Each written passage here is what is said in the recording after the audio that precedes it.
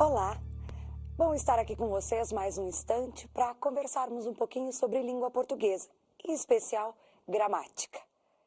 Desta vez, nós vamos resolver algumas situações dos vestibulares de 2005 e 2006 da Universidade Federal do Paraná. De que forma resolver as questões de gramática? Exigem concentração? Exigem prática? Ou será que somente pelo achismo a gente consegue marcar um xizinho na alternativa correta? Será que são necessárias regras? Na verdade, é sobre tudo isso que nós vamos discutir nas 4 questões que vamos trabalhar neste programa, então. Ok? Eu sou Gláucia Lopes e estou com vocês até o finalzinho. Vamos lá, então. Questão 2005, Universidade Federal do Paraná. Questão 55 da prova. Assinale a alternativa em que a oração entre colchetes deve ser necessariamente separada por vírgulas. Atenção aqui, nós temos uma questão que a princípio pode parecer de pontuação. Cuidado, tenha bastante atenção. Você aprendeu sobre pronomes relativos, você aprendeu sobre pontuação e sabe que uma oração iniciada por pronome relativo é uma oração subordinada adjetiva. Detalhe, oração subordinada adjetiva pode ser explicativa, que faz o todo, inclui todos os elementos trabalhados, ou restritiva, que o próprio nome já diz, restringe a situação a alguns elementos. Ou seja, posso trabalhar o todo ou trabalhar uma parte. Ok? Então vejamos a alternativa A desta sequência. Os integrantes da comissão que se mostrarem contrários ao que foi decidido devem ser substituídos. Começa a raciocinar da seguinte forma: os integrantes que se mostrarem contrários ao que foi decidido. Eu posso ter integrantes que se mostram favoráveis e integrantes que se mostram contrários. Se eu colocar a vírgula onde há colchetes nessa alternativa, eu estou dizendo que todos os integrantes da comissão devem ser substituídos. Estou dizendo também que todos os integrantes se mostraram contrários ao que foi decidido.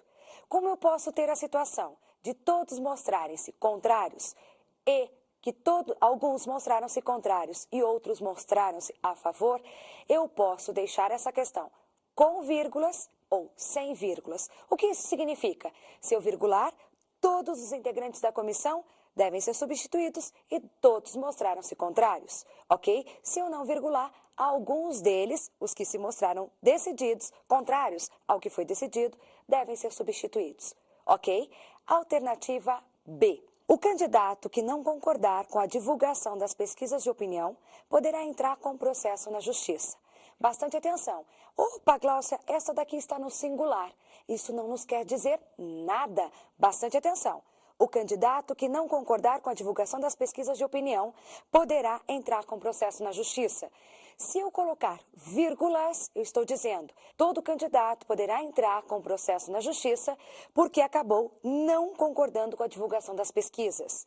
Se eu não colocar a vírgula, estou dizendo, somente o candidato que não concordar com a divulgação da pesquisa de opinião é que poderá entrar com processos na justiça. Como eu tenho os dois universos para trabalhar, eu não tenho necessidade exclusiva de colocar as vírgulas neste sentido, ok?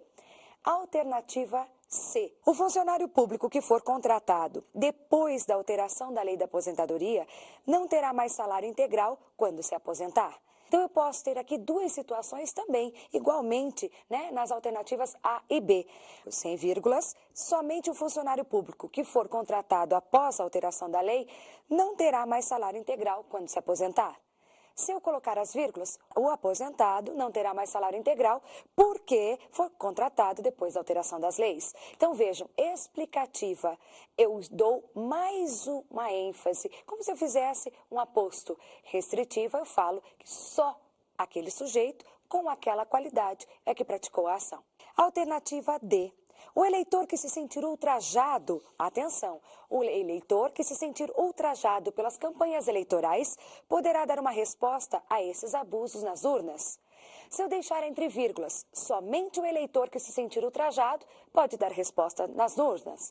Se eu colocar as vírgulas, o eleitor, por se sentir ultrajado, poderá dar a resposta nas urnas. Eu tenho os dois universos novamente.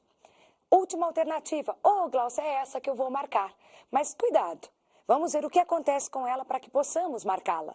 O presidente da República, que parte para uma viagem ao exterior na próxima semana, reuniu os ministros para definir estratégias a fim de combater a fome no Brasil.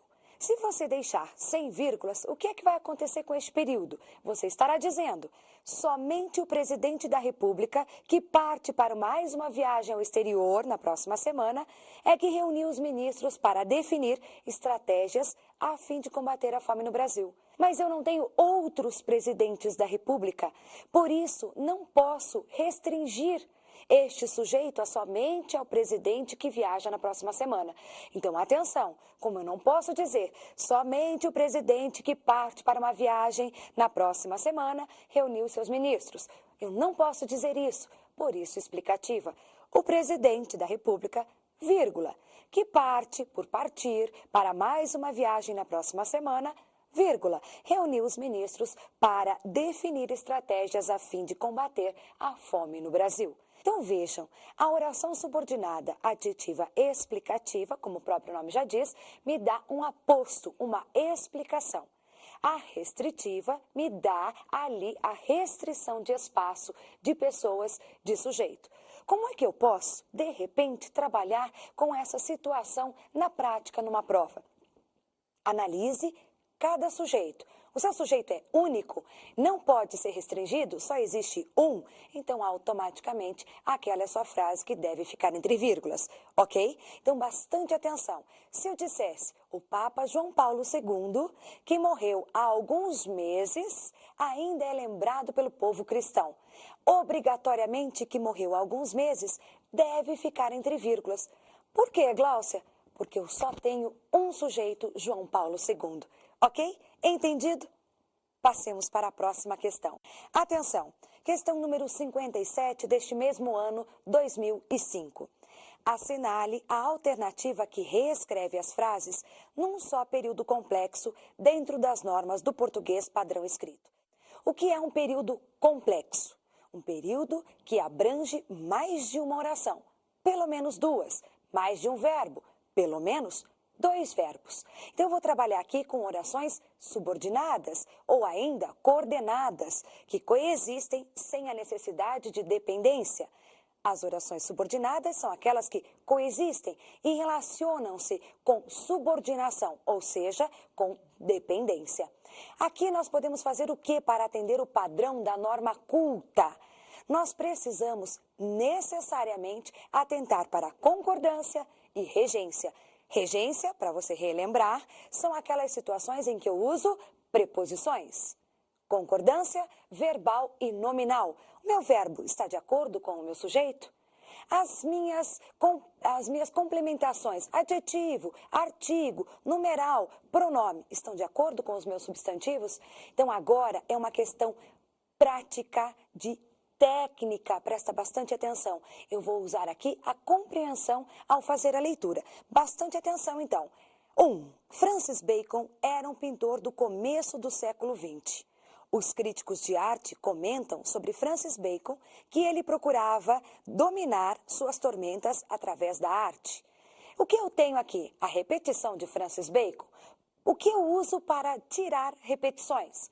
Pronomes, necessariamente para formar um período complexo, pronomes relativos. Então vamos lá.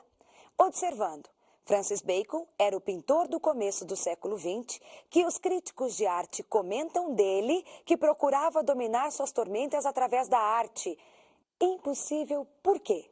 Porque eu não consigo unir a questão do pronome relativo que com a oração que vem posteriormente, século XX, que os críticos de arte comentam. Então, eu posso muito bem dizer que os críticos de arte comentam sobre Francis Bacon, um pintor do começo do século XX que procurava dominar suas tormentas através da arte.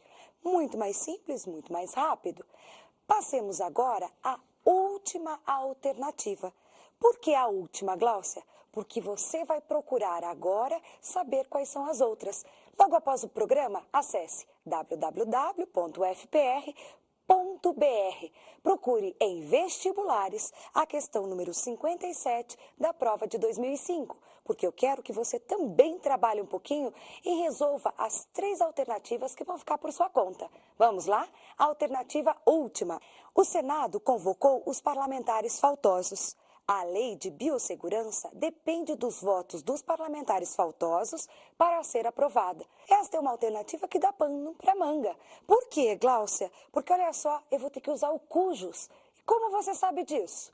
Ora, eu olhei ali, o Senado convocou os parlamentares faltosos. A lei de biossegurança depende dos votos dos parlamentares faltosos.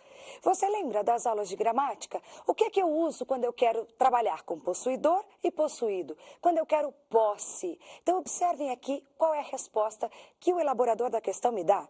O Senado convocou os parlamentares faltosos, de cujos votos depende a lei de biossegurança para ser aprovada. Observe que eu tenho as 2 informações de uma maneira bem clara. O Senado convocou os parlamentares faltosos, de cujos votos depende, dos votos dos parlamentares faltosos, depende a lei de biossegurança para ser aprovada. Ok? Então eu uso regência, colocação pronominal, ou aliás, os pronomes relativos. Tudo bem? Agora